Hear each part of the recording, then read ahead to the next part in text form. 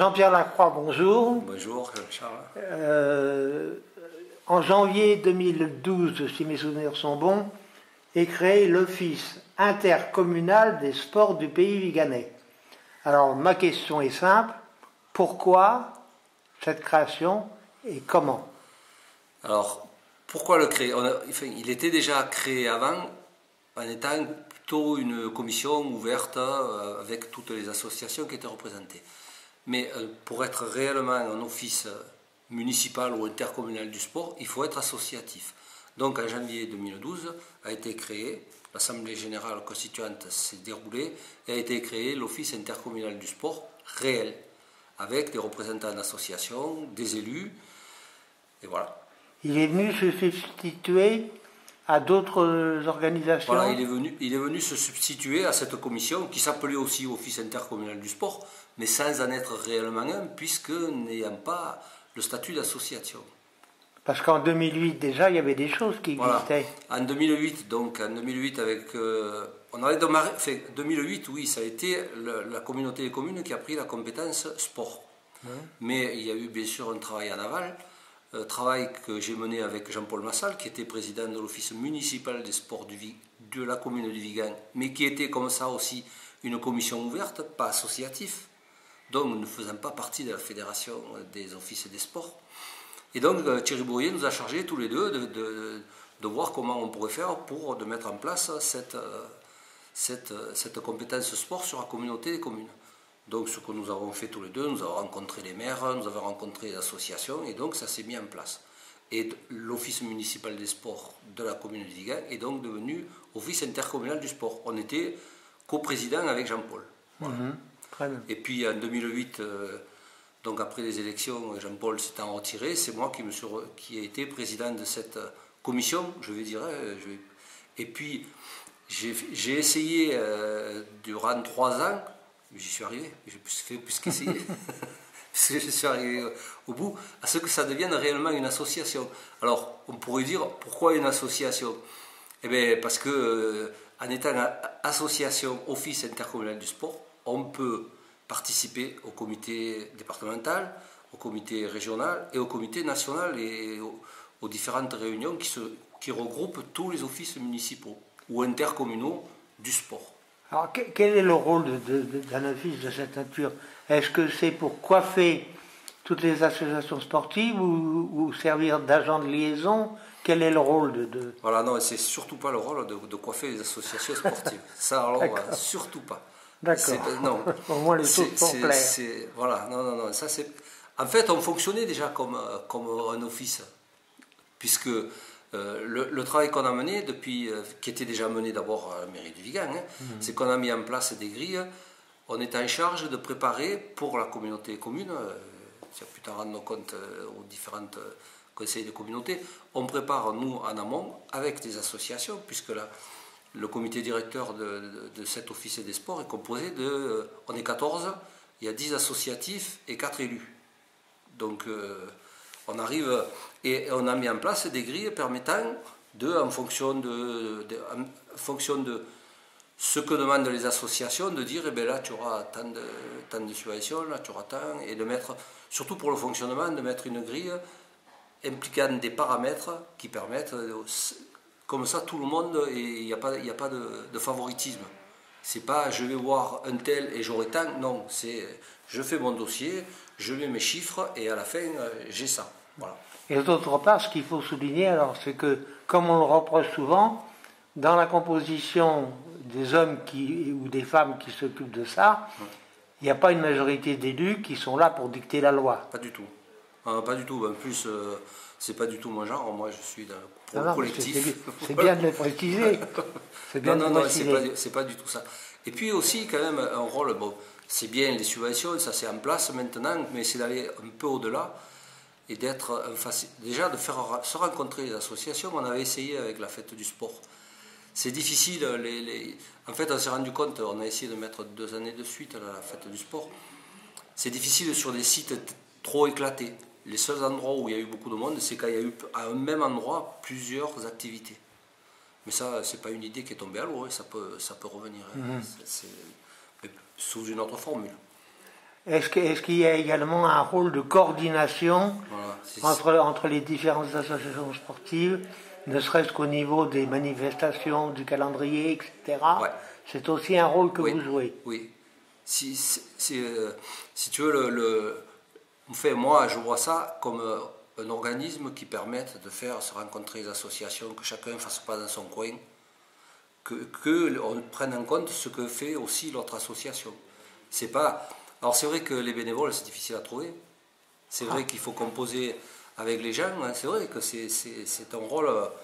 Eh bien, petit à petit, je pense que ça va prendre du temps à faire que quand on parle foot, on pense d'abord sport. Quand on parle hand, on pense d'abord sport. Voilà. D'accord. On est d'abord sport et après on est. Mais bon, en même temps, le sport sur le pays viganais, c'est quelque chose de très dynamique. Hein. Alors, nous nous trouvons actuellement donc au niveau de la communauté de communes avec une vice-présidence dont la compétence est le sport, Oui.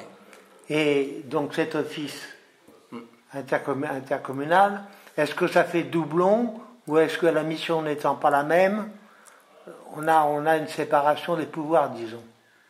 Oui, mais l'Office des sports a le pouvoir que lui donne le président ou les élus qui sont en charge. Là, en l'occurrence, ce n'est pas que le président qui donne à l'Office des sports, puisque toutes les subventions qui ont été votées, elles sont toutes à l'unanimité. Non, c'est pas. Non, il n'y a pas d'opposition de pouvoir. Hein. Le vice-président est plus en charge du côté matériel. Et puis moi, en tant que président de l'Office des sports, plutôt tourné vers les associations, les relations avec les associations. Mais bon, je connais un autre office intercommunal des sports où le président de l'OIS, c'est le vice-président en charge du sport. C'est pas antinomique. Maintenant, je connais aussi à Ganges, par exemple, le président de l'Office des sports, il n'est pas élu. Ça peut être ça aussi. D'accord. Est-ce que vous faites la chasse aux subventions auprès des collectivités locales et desquelles, le cas échéant? Alors, directement, oui, c'est sûr que je vais faire une demande de subvention au CNDS, mais dans le cadre du comité départemental des offices des sports.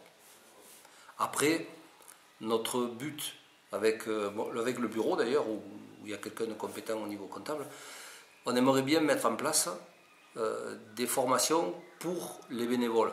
Là, dernièrement, je suis allé à un forum, débat à la région, à Montpellier, là, invité par Joël Abati. Et en fait, un des thèmes de ce débat, c'était la formation des bénévoles. Parce qu'on demande aux bénévoles de plus en plus de professionnalisation. Oui. On leur demande de plus en plus. Et pour ça, ils ont besoin d'aide. Certains non, d'autres oui. Alors, on aimerait bien pouvoir mettre en place ce genre de choses. Là, on parle des bénévoles des différentes associations sportives. Pour les aider à gérer leur propre... Et à la limite, on pourrait même l'ouvrir plus qu'aux associations sportives, parce que le problème est le même pour toutes les associations. Voilà. Partout. Voilà. Donc, parce qu'on avait déjà fait ça en 2008, on avait mis en place une formation, on avait invité que les associations sportives. Il y en a eu quand même, par rapport à ce que je pensais, il y en a eu plus que ce que je pensais qui viendrait, mais on aurait dû ouvrir plus large, parce que c'était plus que pour les associations sportives, c'est sûr. En fait, vous avez combien d'interlocuteurs en associations sportives sur le pays viganais en gros? Alors, toutes les associations sportives font partie de l'OIS. Ah d'accord, c'est un principe. Voilà. D'ailleurs, toutes les décisions qui sont prises, la mise en place des grilles, c'est sûr qu'on les prépare en aval. Là, dernièrement, on en a préparé une nouvelle pour les demandes de subvention pour la communauté et communes. Je reste là sur ces dossiers-là. Sont prises, on en parle au comité directeur, et puis après, la décision est prise en assemblée générale. Moi, il n'y a pas de... Je ne décide pas tout seul. Oui, d'accord, oui, il n'y a pas voilà, il faut que les associations soient d'accord. Jusque-là, ça n'a pas posé de problème. Le but, c'est de faciliter. Là, la modification qui risque d'y avoir sur les demandes de subvention pour la communauté commune, ça va être pour faciliter et le travail des associations et du secrétariat qui va être en charge d'éplucher après les...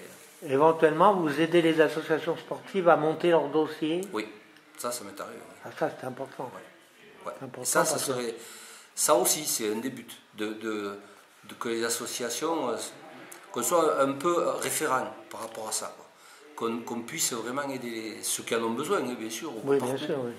Il y en a qui n'en ont pas besoin, franchement, il y en a qui savent très très bien ça. Quelles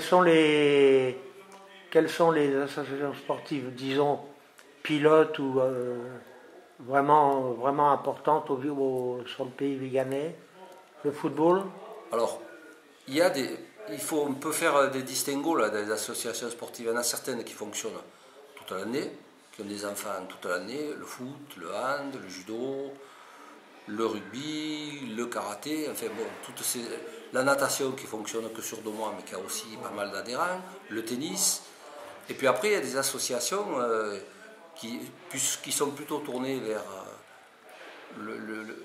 des manifestations ponctuelles. Par exemple, il y a le Pays Viganais Endurance Nature qui organise le Trail aux étoiles, qui va devenir... Oui. D'ailleurs, ils sont sur un gros projet, là, en partenariat avec le Conseil Général, l'Office de tourisme, voilà. Et donc, c'est vrai qu'on se dirige aussi vers les sports de pleine nature. Ah oui, j'ai oublié le vélo maintenant. Le BMX, là. Le BMX et l'école VTT qui est en train de prendre, dernièrement, à leur Assemblée Générale, il y a 80 gamins inscrits maintenant à l'école de vélo. En plus, ils fonctionnent à deux. Il y a deux associations. Il y a le vélo club Montégoal Pays Viganais et la bicyclette Sévenol qui ont des passerelles et qui fonctionnent un coup sur le BMX, un coup sur le VTT et qui arrivent à... Oui, j'ai fait une vidéo là-dessus et en particulier j'ai été un peu surpris par le très jeune âge de certains concurrents. Ça démarre très tôt. Très tôt, oui c'est vrai. C'est vrai, il y a des très tôt. Ça marche bien. Et il y a des filles. Et il y a des filles. Il y a des filles. Et il y a des filles. Ah, il y en a au foot, là, ça y est, ils arrivent à monter. Au foot, ils arrivent. Voilà, il y a la petite Combe, là, qui a été sélectionnée au niveau de la région, et ils sont arrivés à trouver, parce qu'elle arrivait à l'âge où on ne pouvait plus jouer avec les garçons. Ah oui. Donc ils sont arrivés à trouver quelques filles, donc ça va démarrer, c'est bien. Il y a d'autres sports qui sont en vue, que vous souhaiteriez favoriser au niveau lancement? Non. Dans l'état actuel des choses, non. Après, il y a des sports loisirs. Il y a le badminton, par exemple, qui a beaucoup de monde, mais c'est du sport loisir. C'est aussi une bonne chose, hein, parce que quand même, enfin, moi, en tout cas, je pense que le sport de masse, le sport pour tous, c'est aussi important que le sport d'élite. Oui, et s'il n'y a pas de sport de masse, il n'y aura pas de sport d'élite. Et alors, là, je pose la question à l'ancien enseignant. Est-ce qu'il y a de bons rapports, si je puis dire, c'est pas péjoratif, hein, mais de bons rapports entre le milieu enseignant actif et un organisme comme cet office? Ou est-ce que c'est pas encore tout à fait au point? Nous, on rencontre surtout l'office a surtout affaire aux associations. Mais les enseignants qui sont impliqués dans les associations, avec les enseignants qui sont impliqués dans les associations, ça se passe très bien. Moi qui suis un formateur tant au niveau pédagogique à l'école, au niveau sport, puisque j'ai fait l'école de sport dans plusieurs sports d'ailleurs, moi ça me convient, hein, c'est une bonne chose que les gamins puissent trouver un terrain où ils puissent s'exprimer. D'accord. Qu'est-ce qui manque actuellement à l'office pour, disons, tourner au maximum? Non, il n'y a pas... Non, mais c'est une chose qui... Je dirais que pour l'instant, il ne manque rien.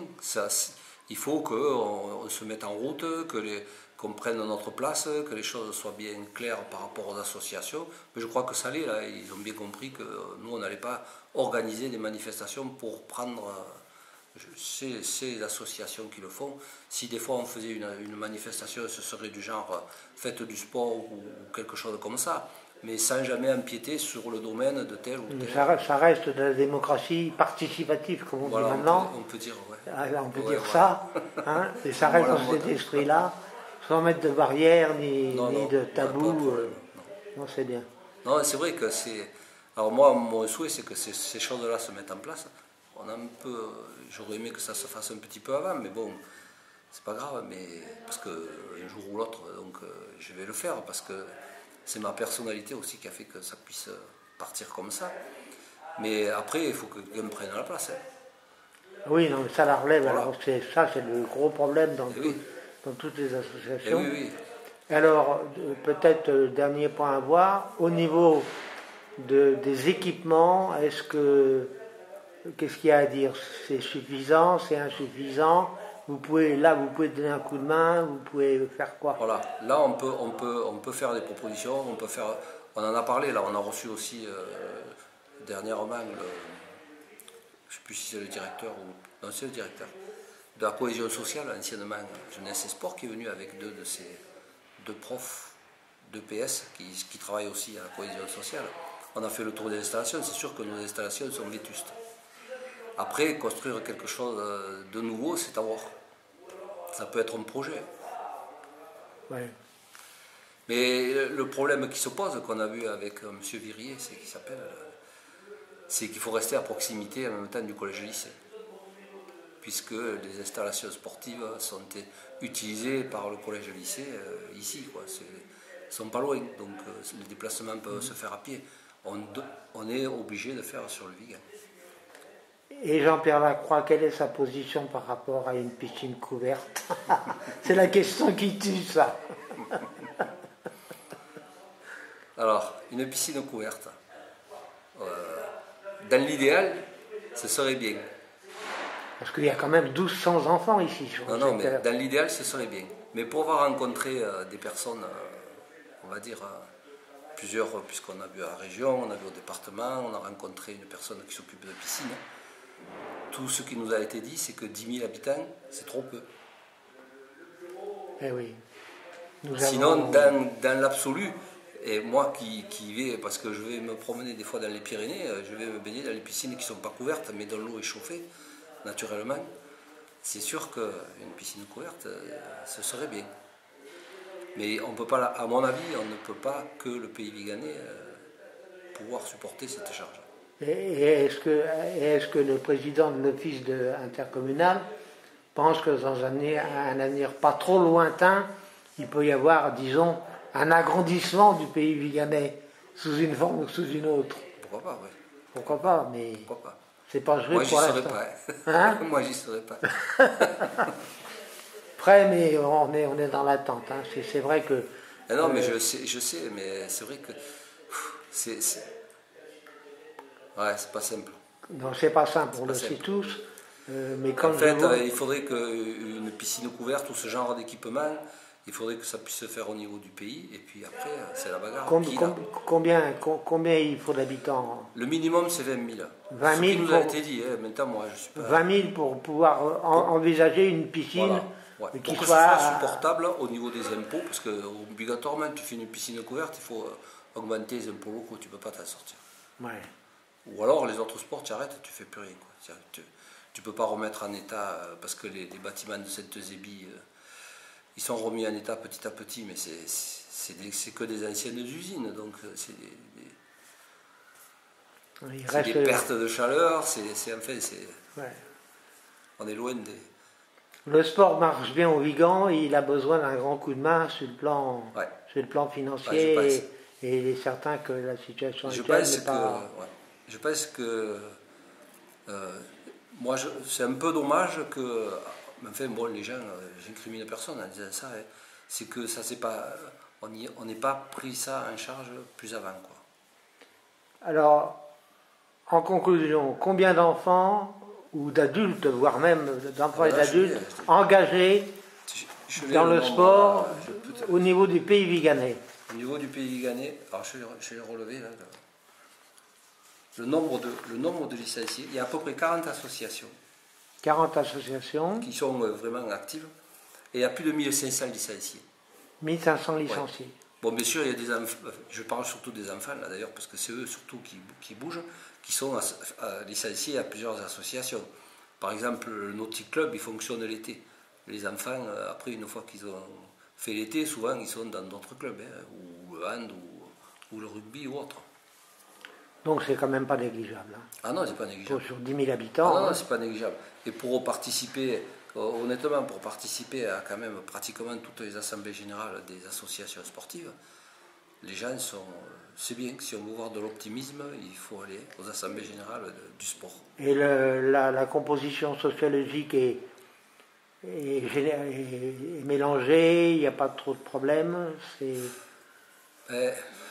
Pas dans tous les sports. Pas dans tous les sports. Voilà. Là où il y a le plus de, honnêtement, hein, là où il y a le plus de mixité sociale, on va dire, c'est le foot. Hein. C'est le foot. Mais oui. Oui. Et c'est bien. Je pensais que le BMX, par exemple, serait. Et ça m'a pas semblé être le cas. Hein. Non. Ouais, sauf les filles, oui, sauf les filles qui s'impliquent pas mal. C'est ça. Ouais. Au hand aussi, il y a une équipe de filles qui marche bien, une petite. C'est vrai que c'est. Mais on a besoin que d'être 7 aussi sur le terrain. Après, le foot, c'est. Mais c'est vrai que c'est le foot qui demande qui a le plus de brassage, disons, de différentes populations. Hein. De différentes populations. Et je trouve que la dernière Assemblée Générale était très positive, même si là, ils sont mal en point au niveau résultat sportif, il y a quand même, c'est bien, il y a une bonne dynamique à mon avis. Et est-ce que l'isolement de certaines communes, on va citer, sans faire de parti pris, des communes comme Blandas, comme Rogue, etc., qui sont quand même campestres, qui sont quand même éloignées, est-ce que vous arrivez quand même à avoir des enfants de ces communes-là qui... Ouais. C'est difficile. Si les parents, c'est le problème des déplacements. Hein, transport. Voilà, et alors, il y en a quelques-uns dont les parents font l'effort, les autres, c'est difficile pour eux. Quoi. Oui, ça reste encore centré sur disons, le cœur, voilà, le cœur du Vigan et des grandes communes qui sont autour du Vigan. Je pense que sur Mondardier, Blandas, encore, c'est plus facile. C'est pas... Mais Campestre, ça fait loin, Arigas, c'est pas la porte à côté. Bon, Saint-Laurent-le-Minier, je suppose qu'ils doivent aller pratiquer à Ganges. Hein. Oui, je pense. Bien, mais globalement, dans l'état des choses, cet office existe maintenant sous cette forme-là depuis 1 an, et Jean-Pierre Lacroix est content de ce qui se passe et de l'évolution de cet office. Oui. Puis en même temps, par rapport à moi, disons personnellement, ça m'a donné un statut. Bon, je suis président de l'office associatif. Bon, j'ai une délégation au sport à la communauté des communes. Mais je ne suis pas le vice-président en charge du sport.